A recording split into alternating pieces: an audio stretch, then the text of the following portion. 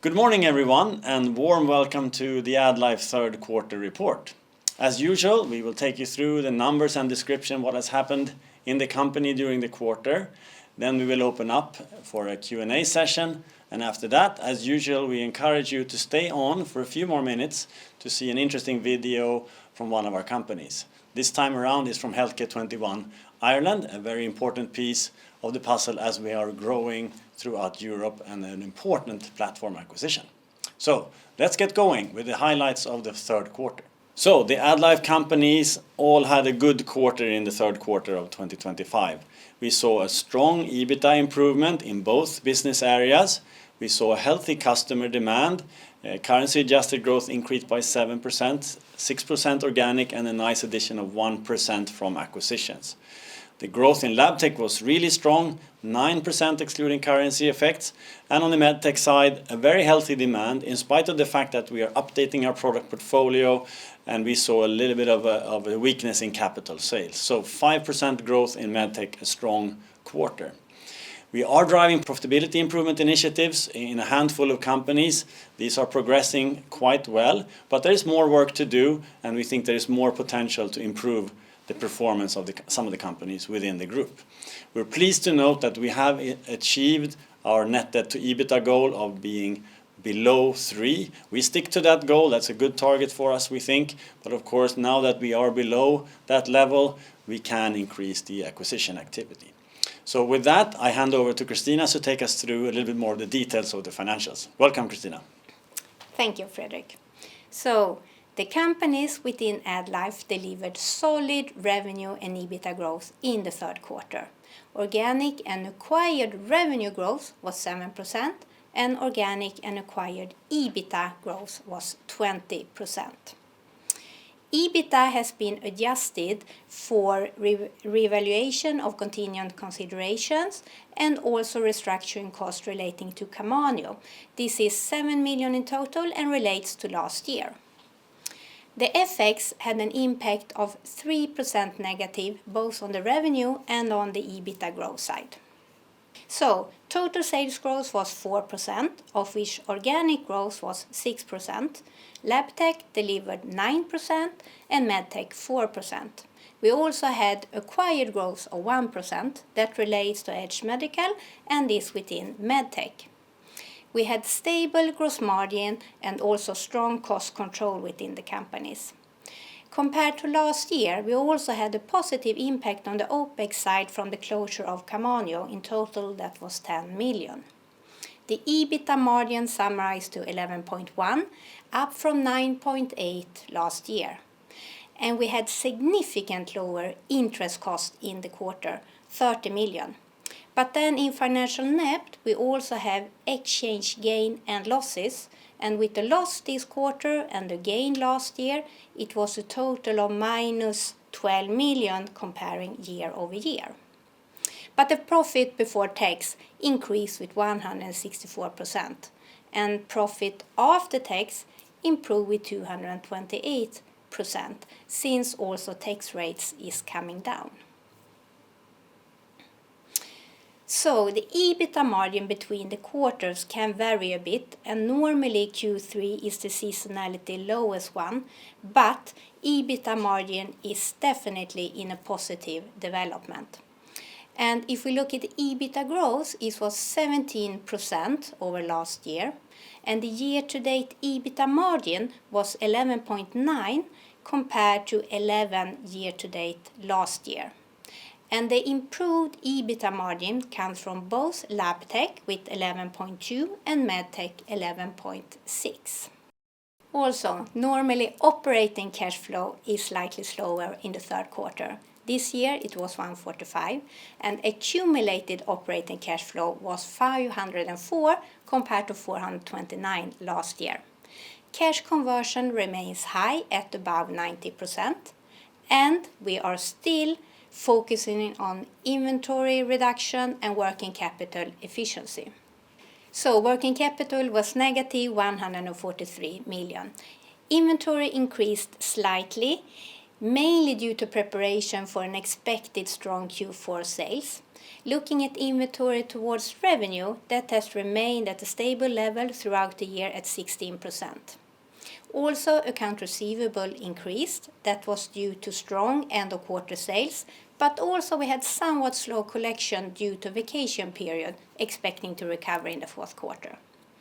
The acquisitions relate to purchase price adjustments for Edge. The net debt was improved with 52 million, and with loans being majority in euros, we always have an FX impact. This was limited this quarter. When we look at net debt, we include the bank loans, leasing liabilities, contingent considerations, pension liabilities, provisions, and then we deduct cash. So that is the total of our net debt. So with net debt decreased and last 12-month EBITDA increasing, leverage declined to 2.9. This means that we have reached our ambition we set up for ourselves to be at 3 or below. And as said before, debt will be reduced through self-generated cash flow. The interest rate in the quarter was 3.8, below last quarter's 4.2 and significantly lower compared to last year's 5.7. We have two covenants, interest coverage ratio and equity ratio. Interest coverage ratio should be above 4, that was 7.9 in the quarter, and equity ratio should be above 25%, and that was 42, meaning that we have solid and increasing headroom to the covenants. And with that, I hand over to Fredrik again. Well, thank you very much, Christina, for that thorough review of the numbers, and now we move into the business areas. So starting with Labtech, had a strong quarter with 9% growth and strong EBITDA margin development. Demand in diagnostics is stable and growing, and as we have talked about in previous quarters, we do have had fantastic success with tenders, both new and renewed, and that helps us to grow but also to improve margins, and we see that effect in this quarter as well. Demand in pharma remains high, and that is, as you know, an important customer group for us. There is a hesitation in academic research investment. We've talked about that in the past.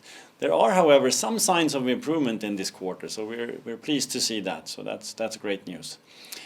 Also great news is good progress that we see in gene sequencing. This is an area that we have really prioritized. We are active in it in multiple parts of Europe, and we see very strong developments, in particular in Southern Europe, where we have been driving together with customers significant projects that are now coming to fruition. We have added new products, both in Southern Europe but also in Central and Eastern Europe, and we see good progress also in the Nordics. So great progress with an important area of gene sequencing. So moving on to MedTech. We had a nice quarter with 5% growth, and of those 5%, 1% came from acquisitions, which is nice. EBITDA margin improved significantly to 11.6%, and even though the demand is somewhat lower normally in the summer months because fewer surgical procedures are scheduled, we had a healthy development. In UK, however, a little bit lower. There is uncertainty about budgets, there is uncertainty about capital spend that we have discussed previously, and that still continued, unfortunately, in the third quarter. We are working very diligently on continuously evolving the product portfolio towards more advanced and more high-margin products. And in some cases, we see a little bit of a decline on the top line as we remove some of those projects in that process. We wanted to also share with you a somewhat new perspective of our market coverage. So looking at the map, you can see here we have a quite unique pan-European coverage. Of course, with a strong presence in the Nordics, but over the years we have taken conscious and strong steps to establish ourselves all across the European markets. So we're not only strong in the Nordics, we're strong in Western Europe, Central and Eastern Europe, and Southern Europe. And this gives us some really important benefits. Of course, we have an access to a bigger market, both in terms of sales, but also in terms of acquisitions. We have more supplier opportunities driven by our strength as a company. We have access to a broader range of acquisition targets, and of course, with that, more attractive multiples. And this is further underlined by the fact that we are also active in both medtech and labtech across all these regions in Europe. So we got into this very strong pan-European position by making a few relatively large platform acquisitions. And I want to speak a little bit about those two, primarily Healthcare 21 in Ireland and UK, and MBA in Spain and Portugal. So starting with Healthcare 21, this acquisition was made in 2021, and since then it has developed very nicely. As you can see here on the slide, the revenue development has been an impressive 35%. So this is now a company at around 2 billion Swedish in turnover.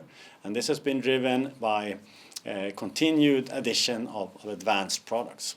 Not only has the company grown in a fantastic way, EBITDA margin has improved significantly, 2 percentage points, and is currently at around 14% EBITDA margin. So that has been driven by continuous efforts in efficiency improvements, an increased share of advanced products, and of also pruning of products that don't have the profitability profile that we like to see.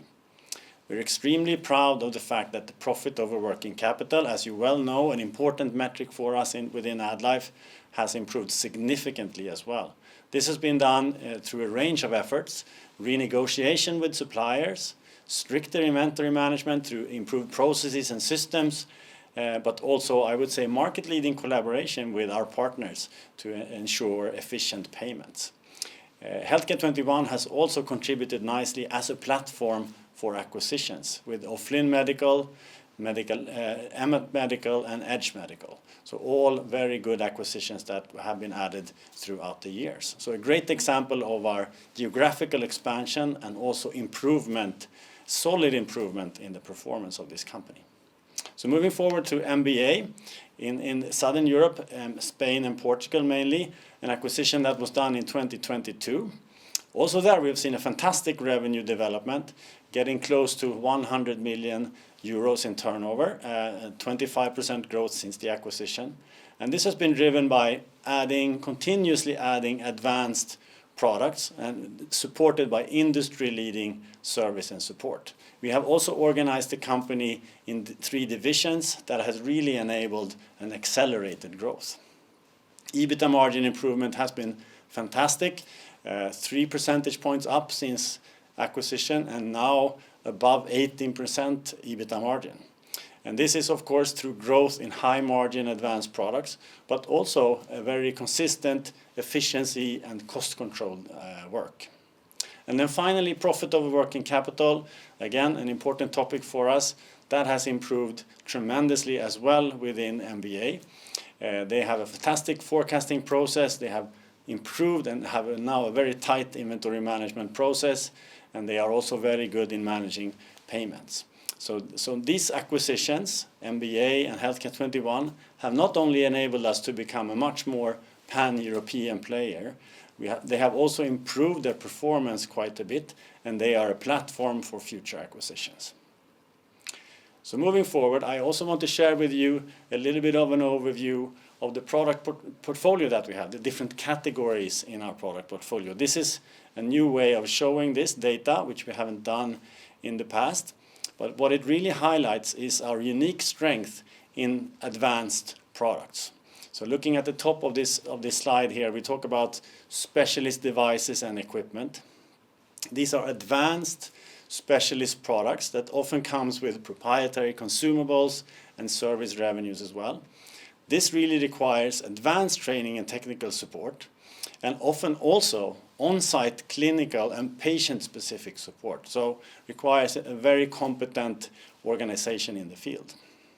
These are products that are very differentiated and have a high value to the patient and the healthcare system. And you can see some examples of these products that we have in the portfolio. They are more than 70% of the revenues within medtech. We also have what we call medical supplies. These are more volume products, oftentimes at lower margin and oftentimes used in surgical procedures. They include products like infusion, transfusion sets, respiration, wound care, surgical procedure packs, and so on. And for AddLife companies, these are an important piece of the puzzle, around 29% of revenues. We try often to have these products within our own manufacture or own brands to further improve the margins. So this gives you a perspective of the product portfolio that we have, and this is something that sets us apart from competition as well. With that, we are about to conclude the presentation about the third quarter results, and I want to underscore that the companies have been doing a fantastic job in this quarter, so thanks to everyone involved. You're doing an important and great job. So in short, we have seen a significant margin improvement. We have seen a solid organic growth. Profit has improved, both in terms of margins, but also further strengthened by lowering interest rates and reduced debt, improving the bottom line performance as well. We have reached our ambition to be below 3 in terms of net debt to EBITDA, so we're very proud of that. And of course, this strengthened position allows for us to gradually increase acquisition activity again. So a good quarter and exciting times ahead. So with that, we're opening up for Q&A, but I would also like to encourage you again to stay on to see a great video about Healthcare 21 in Ireland. Thank you very much.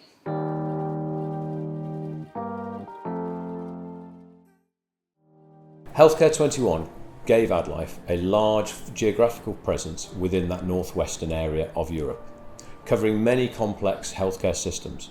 Republic of Ireland, Northern Ireland, Scotland, Wales and England all have very, very different healthcare systems, and Healthcare 21's intimate knowledge of those systems has allowed them to deliver year-on-year successes. I am so proud to lead Healthcare 21 Ireland. Founded 22 years ago, it was built on a vision that creates 21st century gold standard solutions for healthcare products and services, with our customers at the core. From day one, the caring company was born, and that's the culture that still defines us today. Today we stand with a turnover in excess of 113 million, and we have consistently delivered year-on-year growth.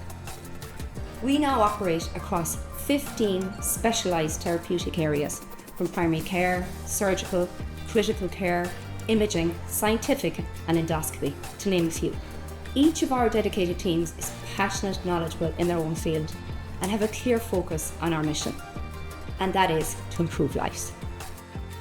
Today we're really excited to introduce one of our standout divisions, and that's the primary care division. It's a division that has gone from strength to strength and now holds the largest market share in Ireland, a real true example of our commitment to excellence. We provide one-to-one assessments and carry an extensive range of products to ensure that the right solution is achieved every time, from early intervention to palliative care. These products, coupled with a strong service offering, ensure our clients are supported throughout the journey by promoting independence and enabling them to be the best they can be. I am privileged to manage this team and so proud of their passion, dedication and commitment to providing the best solution for the end user. Since our foundation in 2003, the primary care team has been one of the key drivers of our growth within Healthcare 21. They've set the standards and set the example for all of us and have done an incredible job. Their deep product knowledge, their market presence has really been second to none. The teams at Healthcare 21 have truly embraced the AddLife culture, including the very clear and simple KPIs that we have. They've worked very hard on inventory, on freeing up cash flow, and on all those other metrics that are so important to us as we reinvest and also deliver to the markets. It's the supply relationships that Healthcare 21 have helped contribute to the wider AddLife group, sharing our network, sharing our collaborations, and making sure that every advantage that we have within one part of our geography is replicated in another. And for these reasons, I feel Healthcare 21 has contributed not only financially, but also significantly in terms of culture, sharing the ideas, the best practice, the philosophies that have really made Healthcare 21 successful, and look forward to some many, many years of future success in this market.